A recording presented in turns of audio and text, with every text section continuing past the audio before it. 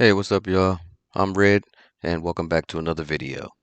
Today, I'm going to go over a little midweek market review using what I like to call my favorite strategy, the bread and butter, which is based off of ICT concepts. And I'm going to show you how you can use this to make plenty of money in the financial market. So, without further ado, let's get into it. Clic, mort, ça tue, ça blesse, ça flingue. Hey, hey, hey, mort, gazo, clic.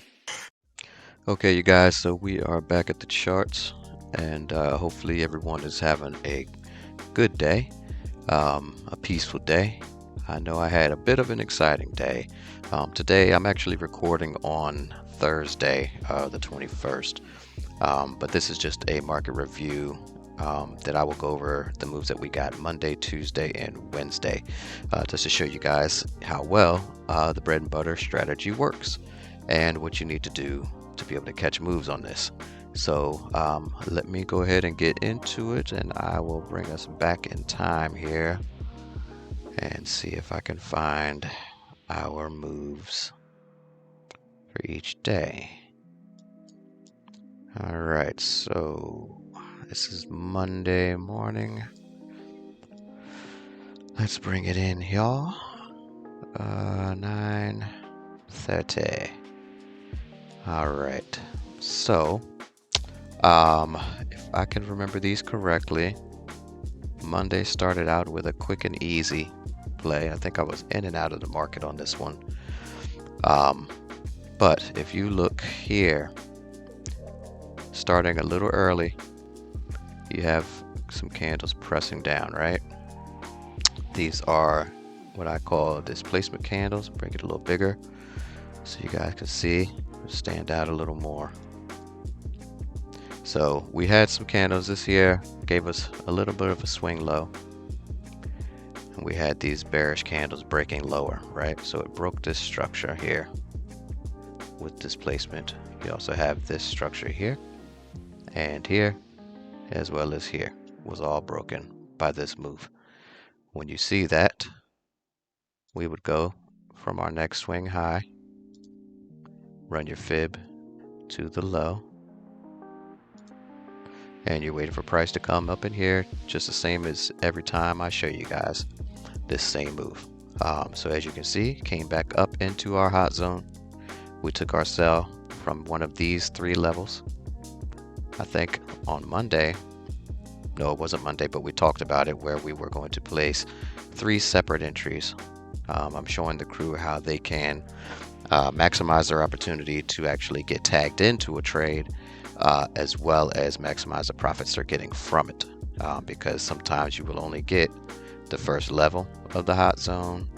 Maybe you get as much as the mid level, which is like a standard entry, and then our prime entry is up here. Sometimes you'll get that. But if you have your trade pending up here and price only comes to here, well, you don't get a trade. So we've been talking about that, where you can place your pending orders to be able to get a better opportunity of actually getting tagged into a trade. But as you can see anyway, pulled up into our hot zone, we took our sell, and we were able to get TP1 right here. Just the same as I tell everybody in the group, when you are trading this strategy, always, at least, if you're going to do multiple orders, at least lock in your TP1. Many times you will get TP1, 2, 3, 4, 5, all the way down to 7 and 8 sometimes. But on occasion, as you can see here, you'll get your TP1. This one maxed out at TP2 and took off the other way. All right. So here's your first play for the week. That's win number 1. And let me shrink this back down and get to Tuesday. Tuesday, 1:30, right up in here. Okay, stretch your back out.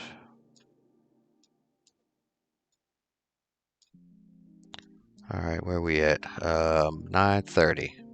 So here's our 9:30 movement right here. Make this bigger. Right here is our 930 candle. Broke structure to the upside. We ran our fib from the swing low to the high, but let me do this right there.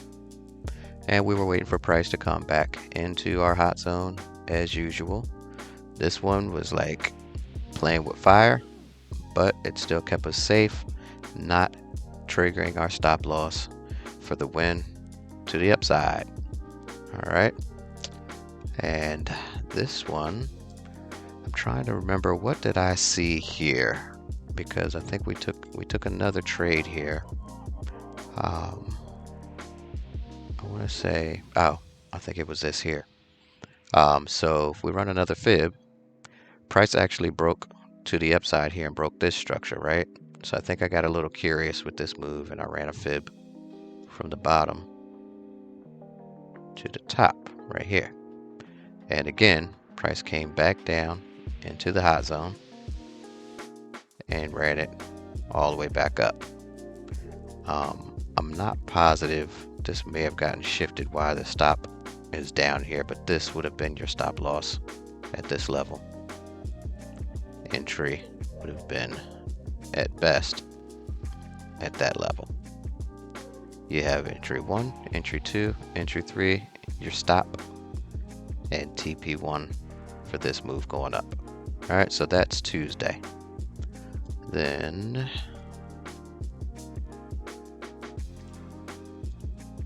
Wednesday. A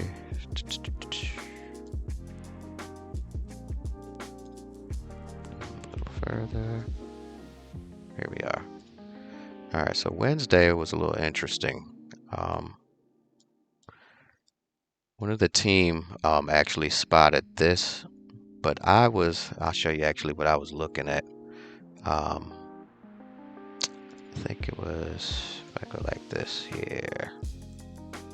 Oh, of course, there's like 1,000 markups on here, so it's going to be hard to see, but I was eyeballing, I think it was this fair value gap and what it was doing in this area. I knew that we had one lower, but I wasn't sure that we were going to get this low. So I had marked out this gap before all of this happened. And I was like, all right, I'm going to try to fill this gap because that's the most obvious target. Then you had your sell side down here, right? So back to the 1 minute. Let's go back to the morning right here. And I'll try to put like some screenshots of us chatting in the in my free Telegram, talking about this move. But this is where some of my team spotted this, what looks like a bread and butter setup, right? It was a little early. This is 9:20 here.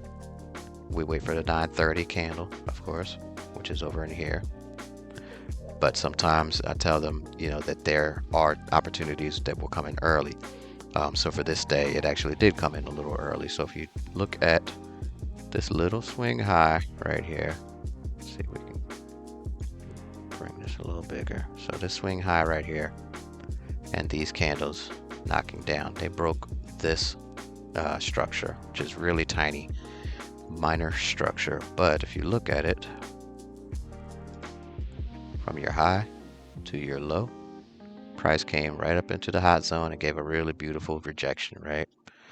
This is, again, I was not looking at this when I was trading. I actually was looking at price action and focusing on this fair value gap. So I told the crew that I was going to be selling, I think it said to like the 15-minute low, I think is what I said to them, you know, meaning headed down to the end of this fair value gap. So as you can see, if you took this bread and butter setup, you got your entry at the midpoint. TP1 is done, TP2, 3, 4, this one like went crazy. 5, 6, 7. You get the point. It was a great trade, right? So we had that guy. Once I got to fill the gap, I was done. And I told the crew that I was going to go ahead and lock up my funded accounts so that I didn't screw them up. But then I started seeing this part of it. Let me shrink this back down. I'm going to move to like the 5-minute to make this a little cleaner, so you guys can see. So after I got my gap filled, right, it blasted through, and I'm like, oh man, this thing might actually go for that second gap. So I think I took another little scalp somewhere down in here. I didn't go far because I didn't know where it was going to get to. But once I started seeing green showing up, and I got this almost like a doji candle, I started telling the team to look out for a break of structure. So if I go back to the 1 minute, you'll see here we had a break of structure. So at this point, I told everybody, let's try to take this back up. And since this was such a huge move going down, I just went ahead and dragged my fib to measure the whole move. And I told everybody, let's take it up to the 50%. So I guess I could drag this all the way over. This is similar to my news strategy, where when we get big moves caused by news, I will tell the team to look out for signs of weakness like a doji candle. And when you start getting candles back in the other direction, whether it's short or long, you can trade it to at least the midpoint, halfway point of the move. So that's what we did. After this break of structure, we took the buy, wrote it up to the 50%. And from that point, I believe I was done for the day with some really nice trades. I believe some folks in the team made some good money. And after that, it was just kind of chit-chatting, talking about some other stuff we were looking at. But as you guys can see, that is 3 days in, 3 days of wins using bread and butter. So if you want to learn this strategy, please feel free to look at all the rest of my videos. You will see the titles on them talking about bread and butter. And you can use this strategy to flat out make some money, or be pretty consistent with passing your funded challenges or combines, whatever they call it, depending on what firm you're using. I have now used this to pass, probably 6 challenges by now, if not more. But yeah, just follow the rules of the strategy, set it, almost forget it, and let the system do the work for you, man. So one more thing that I wanted to touch on is that I wanted to thank all of you guys for supporting my channel, watching my videos, liking and subscribing. I have hit a milestone for this trading channel. Thank you. I am over 100 subscribers, so I appreciate you guys from the bottom of my heart, and please continue to support the channel. Don't forget to hit the little notification bell so that you guys can get the word when I put out a new video, and share it with your friends, man. You know, like I say, you know, all the time, there's nothing better than getting rich other than bringing somebody with you. All right, so everyone have a blessed and profitable day and week, and I will see you on the next one. Take care. Peace.